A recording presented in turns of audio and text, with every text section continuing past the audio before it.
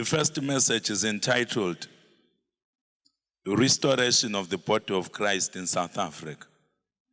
Restoration of the Body of Christ in South Africa. That's the first message. It's a prophetic message.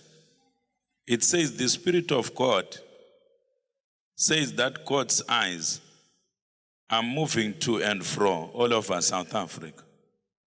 He is seeking men and women, boys and girls, mothers and fathers, who are ready to repent, pursue holiness, so that they partake of the restoration of all things that he is engaged in this season.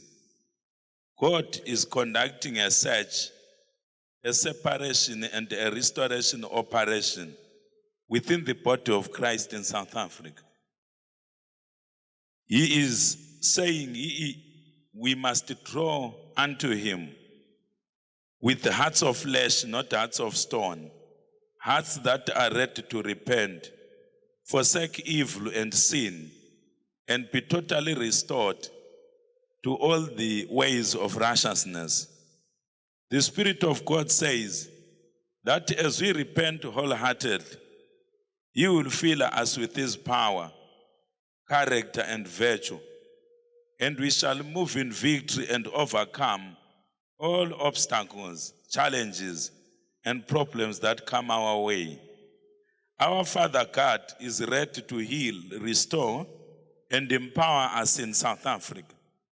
He is continuing in this season to expose all evil, to overcome and to overthrow all altars of witchcraft, and all those who have been sponsoring wickedness and evil within the body of Christ. Thus says the Spirit of God. Let us clap hands for God.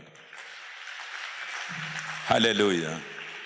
So it's a message of encouragement, a message of prophecy to the body of Christ in general in South Africa.